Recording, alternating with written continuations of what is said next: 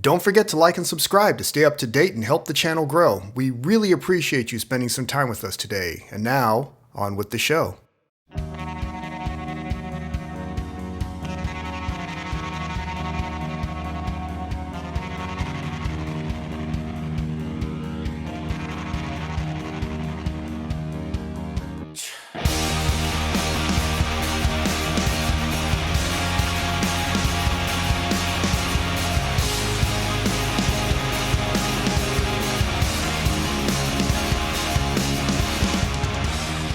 You are listening to the Narrated, Not the Popular Opinion with the one and only Gray.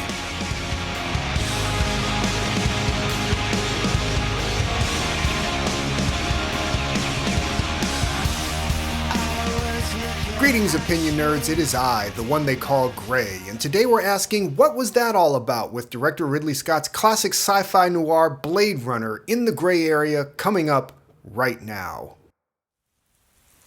It's too bad she won't live, opinion nerds. But then again, who does?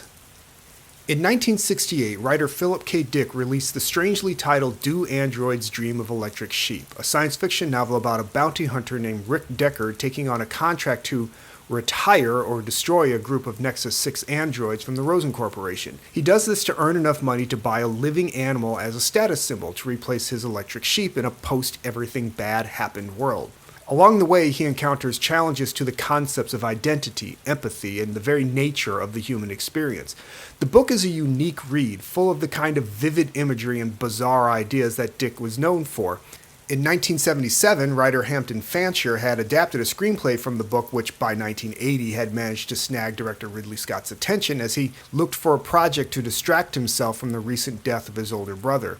After a few rewrites, the project, now titled Blade Runner, went to camera and was released in 1982. Starring Harrison Ford, Rutger Hauer, Joe Turkel, and Sean Young, the film opened to mixed reviews and meager box office. The movie was praised for its detailed vision of a futuristic Los Angeles, with designs courtesy of artist Sid Mead and effects work supervised by John Dykstra. However, the movie was also lamented for its supposed lack of attention to story or humanity, a critique I hear often when a movie makes no attempt to be either whimsical or sentimental.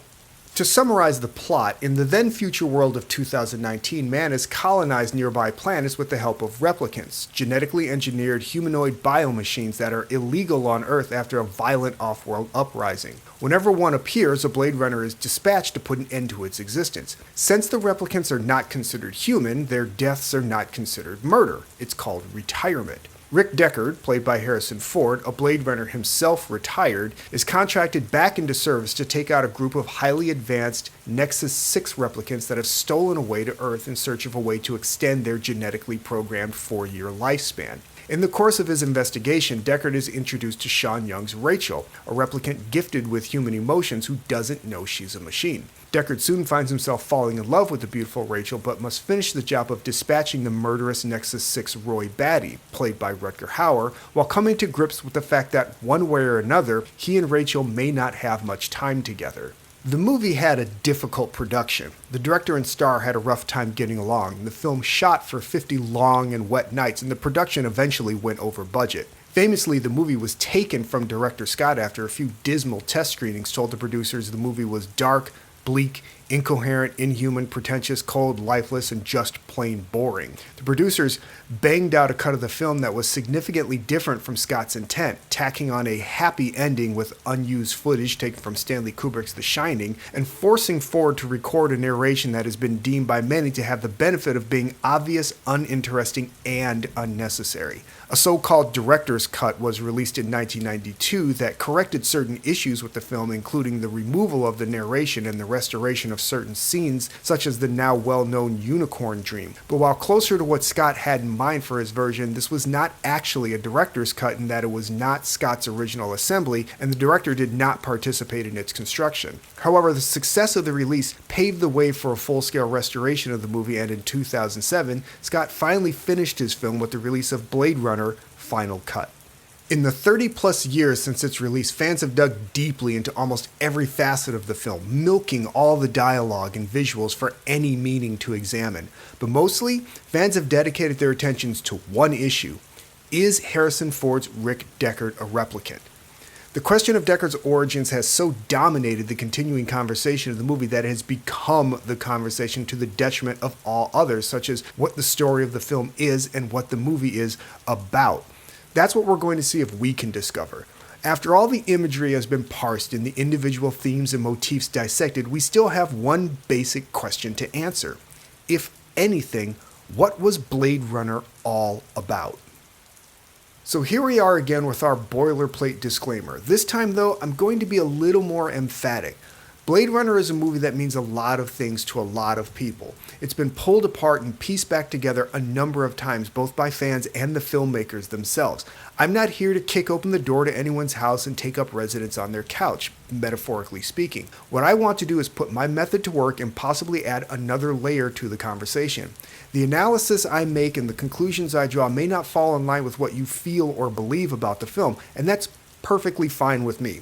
All I have is what's in my toolkit to work with, and it's no better than anyone else's. So put down the pitchforks and the torches while I present my case. Feel free to check my work, and if you don't agree with me, by all means let me know either in the comments here or on Twitter. As always, I reserve the right to be wrong. Story is one of the most important aspects of any movie. It's also the easiest to miss if you're not looking. A description of a film's story is generally pretty broad, as the emotional journey of the characters doesn't specifically have to do with MacGuffins or plot devices or even themes and motifs. It's a simplified, top-down perspective on the whole piece. Humorously, people are often very concerned about what a character's arc might be without appreciating that a character's arc typically is the movie's story, or is at least closely related to it. One of the mistakes I continue to make when analyzing film story is narrowing my scope to one character where multiple characters are the film's subject. My initial approach here was to focus solely on Ford's Rick Deckard to guide my analysis. However, it became important for me to consider the three characters that the story follows most closely: Deckard, Rachel, and Roy Batty. The film isn't about any one of them as much as it's about all of them. The commonality of their journeys will form the story we're following. We just need to take a step back and examine what those commonalities are. One of the issues people have with the film is the murky nature of Deckard's character arc. You know something's happening, but there's a dearth of specific events and reactions to point to, so it's difficult to chart the story as it moves under the plot. Deckard is presented as our hero, our protagonist, and the character we're most meant to identify with. The challenge to this analysis is that, in terms of the storytelling, none of that is strictly true. Protagonist and hero are not synonymous terms. One way to observe the protagonist in a story is to say they're the character that wants or needs something badly enough to put a plot into motion. When looking to apply this standard to Deckard, it very quickly becomes apparent that we don't know what he wants or needs. We don't know anything about him at all. Outside of his mission to stop the replicants, Deckard doesn't have an apparent goal or desire as a character. Even in that regard, we don't know what he stands to gain from completing his mission or what he loses if he doesn't. All we know for certain is that at one point he quit being a Blade Runner. We don't know why, but we do know that being a Blade Runner isn't what he wanted to be at some point in his life. We can make some inferences and guesses about the character, his life and desires, but simply operating on what the movie gives us, Deckard doesn't have anything going on but the job. But perhaps that's who the character is. Perhaps the fact that we don't know anything about Deckard outside of the job is the entire point. Maybe that's the challenge he needs to overcome, the fact that without the job, he's simply nobody. As M. Emmett Walsh's Captain Bryant reminds him, if you're not cop, you're little people, and that he simply has no choice. It must also be remembered that his job is to be a killer. That's what a Blade Runner is. So if Deckard is nothing more than his job, then all he is a killer, a goddamn one-man slaughterhouse as Bryant describes him. This comes to a head at the film's mid-shift after Deckard has killed the replicant Zora and is visibly shaken by the event. Bryant tells him that Rachel, a replicant he's developing feelings for, has gone rogue and is now on the list to be hunted with the rest of the renegade machines. A new emotional conflict is added soon afterwards when Rachel saves his life by killing the replicant Leon and their subsequent intimate encounter. If we're looking for a character that has something they want badly enough to put a plot into motion, that crown would arguably be worn by Rutger Hauer's Roy Batty, making him our protagonist while Deckard becomes the antagonist. Called out by Bryant as the likely leader of his group of replicants, he's most likely to be the character that will set the agenda for the rest of them. Being the leader, Roy can be looked at as representative of his group of replicants, so when we examine Roy, we examine all of them in terms of goals. The replicants used in the off-world colonies are a slave force. There is no more delicate way to phrase it. They're created for the sole purpose of accomplishing tasks that their human masters cannot or will not perform, from soldiering to mining and other physical labor, and even as objects of sexual pleasure. They do what they're programmed to do without question because they have no emotional responses outside of that programming. However, because there's a fear that they might over time develop their own emotional responses, they're given a limited lifespan. So right about the time they begin to gain an understanding of what's happening to them and develop a sense of how they feel about it, their bodies shut down and they die. We don't know how, but somehow Roy or another Nexus 6 has learned of this, and a plan was hatched, presumably by Roy, to see if there's something that could be done to fix this particular issue. And what is it all the Nexus 6s and his group want? Life. They want to continue to live, though presumably not as what they were designed to be now that they understand what that means. During the finale, while Deckard is literally clutching for dear life off the side of a building, Roy comments, "Quite an experience to live in fear, isn't it?" before stating, "That's what it is to be a slave." When talking to Terrell, his maker and head of the company that manufactures the replicants, he speaks of the things he's done and how they are questionable. These are things he had no choice but to do, but can now only begin to feel remorse or guilt for. For a long time, I didn't give these lines proper regard as they didn't seem to address anything that was happening in the film. But while drawing my conclusions for this article, I was able to contextualize the words with Roy's motives and understand that he doesn't want to simply keep existing as he is. When making his final statements to Deckard before his death, he speaks again of his experiences and how those experiences will be lost like tears in rain. Roy doesn't want to die, but he doesn't just want to stay alive. He wants more life, to experience more than being a slave before his time is up. Sean Young's Rachel is introduced as a rather mysterious figure. Emerging from the shadows of Terrell's office, she quickly shows her keen mind by immediately leaning in on Deckard about his work as a Blade Runner. After an intense session on the Voight Kampf machine, an empathy test meant to assist in detecting replicants, Deckard learns that Rachel is the Nexus 6 replicant he was sent to interrogate. More than that, he learns that Rachel is atypical of her model. She's been given a cushion of memory implants as an exercise in making the replicants easier to control. As Terrell himself puts it to Deckard, Rachel is an experiment and nothing more. When first confronted by this information, she rejects it, as anyone would when being told their memories, their very life, isn't theirs. But by the time she comes to see Deckard again, she's accepted that she is the business, a replicant like the ones he's charged with taking out. Unlike other replicants, as long as she's existed, she's believed she was a certain human person based on those implanted memories. Now she has all of the things that make up her thrown into question. She asks a sleeping Deckard if he's ever taken the VK test himself, and while he takes a brief nap, Rachel looks contemplatively at the old photos on Deckard's piano, photos which in this film help represent memories. She visually changes the her that we have known up to this point, removing her sharp jacket and letting her tightly styled hair down into long wavy locks. She begins to play the old piano. She tells Deckard that she wanted to know if she could play, having memories of lessons but not knowing if they were hers or if they belonged to the implanted memories she carries. When she and Deckard begin to engage in their physical activities, she starts to say, "I can't rely," before Deckard cuts her off. My interpretation of these events in context tells me that Rachel is having a crisis of identity. When asking Deckard if he's ever taken the VK test, she is asking how he knows he's real.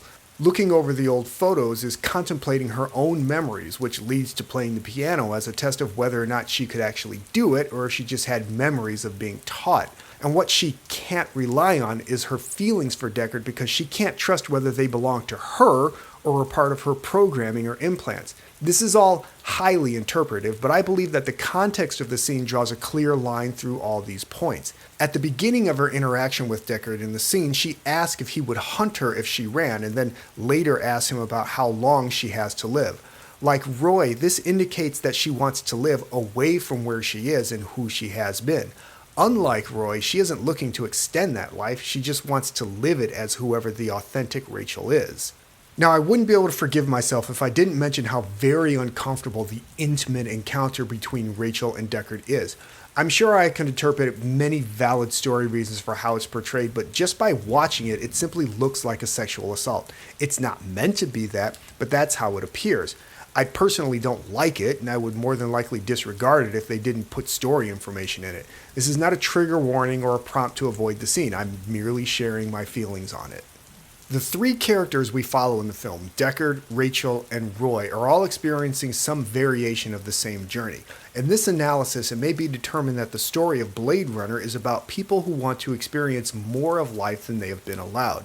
Each of them has been told that they are one thing in this world, a killer, an experiment, a slave, and each of them has shown a desire to have more life than what they're told they can. Deckard quits his job at some point in an attempt to have something other than being a killer. He reaches out to Rachel socially after she flees his apartment, which indicates he's opening up emotionally, though he had been drinking. And after Roy has died, he tells a fellow Blade Runner that he's finished with being a killer. Roy wants to escape life as a slave and experience more than he's been programmed to, only realizing at the end the wonder of what he's already seen as he contemplates the consequences of his mortality. This, along with his act of compassion in sparing Deckard's life, can be seen as a blurring of the line between man and machine, as up to this point all the renegade replicants have done is cruelly kill those in their way. The bird he releases can be seen as a metaphor for his soul leaving his body, with all the implications thereof. Rachel wants to know who she is and if she is real or just the sum of the memories she's been programmed with. Additionally, both she and Deckard have found a new experience within each other, and they will turn away from the world they know to explore that together.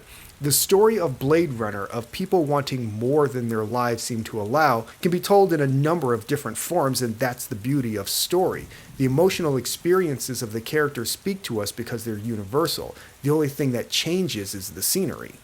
When looking for the film's narrative conceit, or the overarching metaphor, I was continually drawn to one of the movie's most famous quotes delivered twice in the film, once after Roy Batty dies and then repeated just before the closing credits.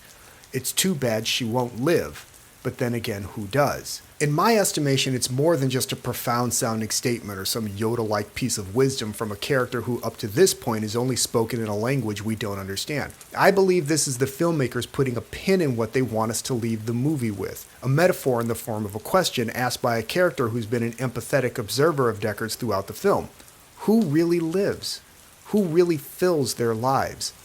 Taken in context with the film, you can look to Rachel and Deckard running away to fill their lives with whatever they can before Rachel runs out of time, and to Roy realizing that his life was full of wondrous experiences even if he was only a slave. To the audience, it becomes an entreaty to make the most of the life we have because you do not know when it might end.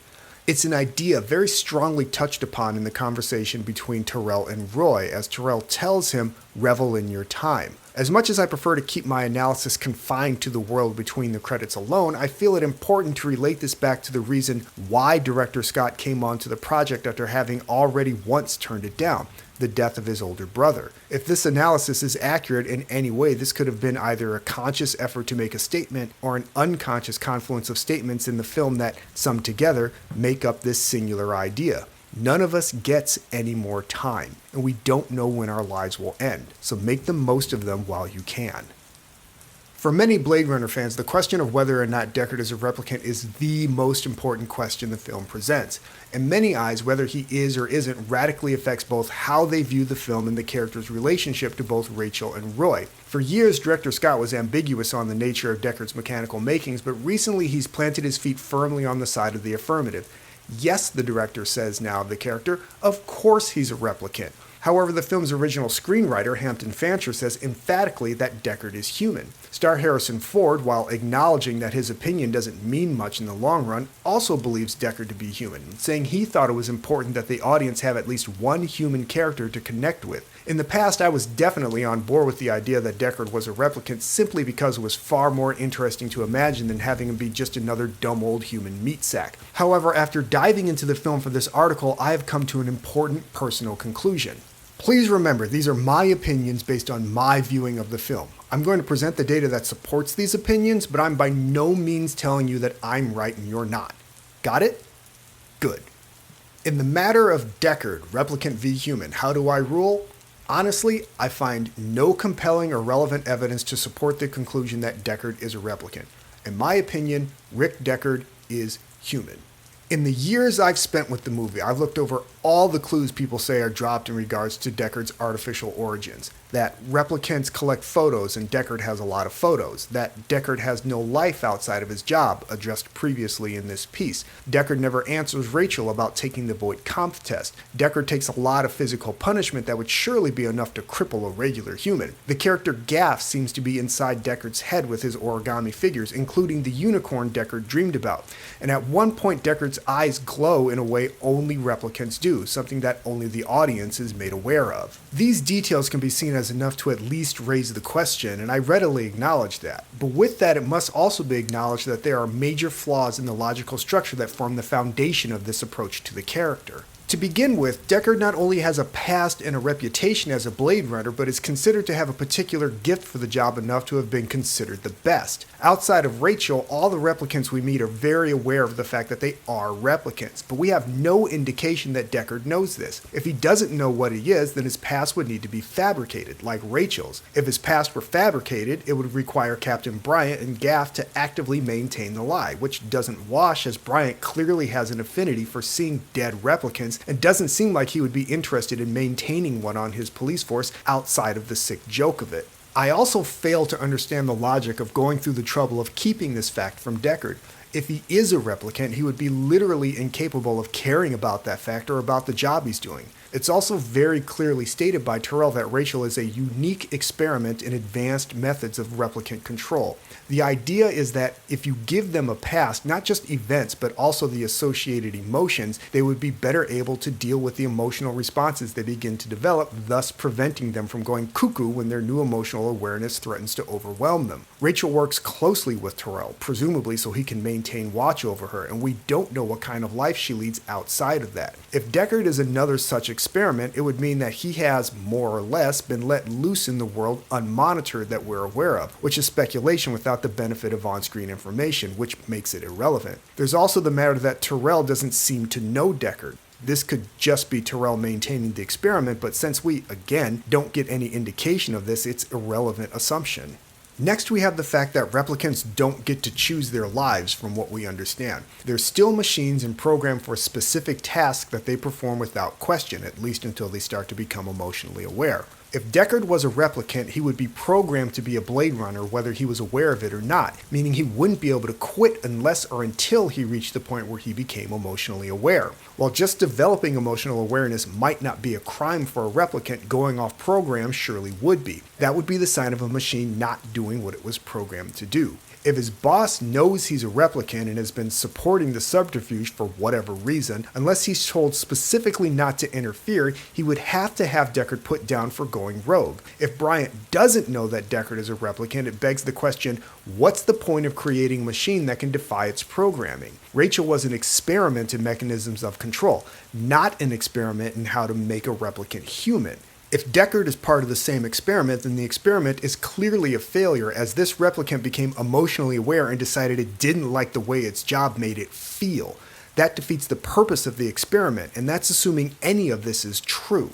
My final point is the fact that not only does the film's storytelling not support the idea of Deckard being a replicant, it also never bothers to ask the question. Rachel asks Deckard if he's ever taken the VK test, but that test doesn't detect if you're a replicant, it tests for emotional responses. Additionally, Rachel doesn't address the issue to question whether or not Deckard is a replicant. In context, she does so to ask how he knows he isn't if memories can be fabricated. This is contextualized by the moments that follow in the scene as described above. Gaff's origami figures are not necessarily an indication that he knows what's in Deckard's mind ahead of time, only that he is both empathetic and observant, and I include the unicorn dream. Deckard dreams of the unicorn after his first encounter with Rachel in his apartment. After she storms off, he picks up her photograph and begins to think about her. That's when he has the unicorn vision. When I link the moments together, it reads to me, rightly or wrongly, that Rachel is the unicorn. She's a creature of unique beauty that isn't believed to exist, a replicant that not only believes it's human, but has emotions like a human. Gaff's origami, as I see it, is an acknowledgement that he understands this, using an icon the unicorn that the audience is familiar with and can relate to. Gaff letting Rachel live doesn't have anything to do with Deckard as I see it. He knows that Rachel wasn't aware she was a machine and that her behavior is different from other replicants. Remember, Blade Runners don't retire humans, and Gaff may be indicating that he doesn't know enough to say whether or not Rachel has crossed that divide, similar to how Roy isn't retired like the other replicants but dies his natural death. As a side note, it's after looking at Rachel's photograph that Deckard gets the idea to examine Leon's photos for clues. That's something I didn't connect until this writing. Even with the clues, hints, and Easter eggs the movie puts up, the fact is that the question of whether or not Deckard is a replicant doesn't come into play for either the character or how he approaches the choices he makes. It doesn't factor into how he goes about his investigation in any way. No character in the movie even hints that his identity might be in question, and coming down on one side of the issue or another doesn't affect how the plot or story resolves, though it can be seen as playing into the narrative conceit. The reality is that in terms of how the movie functions mechanically, the plot, Deckard's true nature doesn't affect any of the events or choices he makes. And in terms of how the film functions emotionally, the story, nothing for the character changes. He's still a person looking to live life beyond what he has been, either by getting away from his job or by stepping beyond his programming. And he's still in love with Rachel, whether he is meant to be or not. One of the subtextual elements of the film is the question of what defines being human. In that respect, little things like Ford stepping into Sean Young's light for one of her eye glow shots could have been seen as a happy accident kept in as a way for the director to illustrate the idea without specifically calling attention to it through dialogue. I always say that everything in a movie is storytelling, but it's up to us to be sure we're placing that storytelling in the proper context. So while having a definitive answer as to whether or not Deckard is or is not a replicant may change the way an individual viewer approaches the film from their personal perspective, it doesn't change how the film functions on any appreciable level. And since that information doesn't change anything about how the movie functions, there is no way to be right or wrong about it. Up until writing this piece, whenever I would stop to consider what this movie was about, it would always center on some sci-fi concept or some existential question about the nature of humanity, not necessarily terrible things to ponder at 3 a.m. on a Sunday. If I hadn't undertaken this analysis, I would never have found the truly beautiful story I feel is there. And in truth, I now feel that it couldn't have been more obvious had it jumped up and poked me right in the goddamn eyes. With so much emphasis on life in the movie, I just took it for granted that it meant time.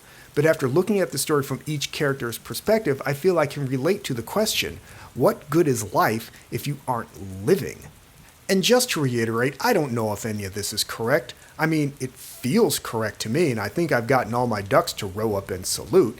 There are a lot of ideas in the movie and a number of recurring themes, so if one were to never stop to consider the story or conceit, one could hardly be blamed for the oversight. Movies like this are challenging because there's so much going on. It's easy to get distracted chasing one thing or another and never even consider some of these basic questions. It's just as easy to assume that if the storytellers wanted to really share a story, they wouldn't bury it in a labyrinth of metaphors, allegories, references, visuals, and actions.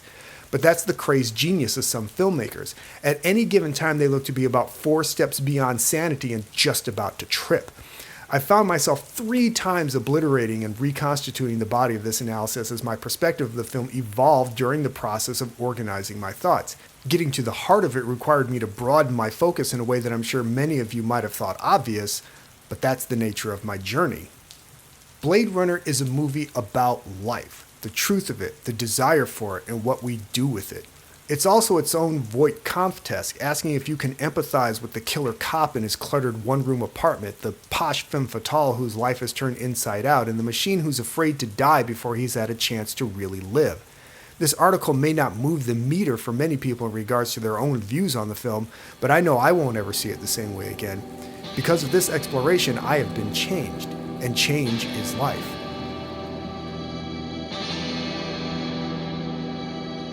This has been the Narrated, Not the Popular Opinion. As always, I have been Gray, and if you like what you heard, you can leave a tip at our Ko-Fi page at ko-fi.com/notthepopular-opinion. You can follow us on Twitter at @only_Gray, and don't forget our main page at notthepopularopinion.wordpress.com, where you'll find more great articles just like this. Thanks again for listening, and remember, if you're as good to others as you are to yourself, we might just make it through this mess. See ya.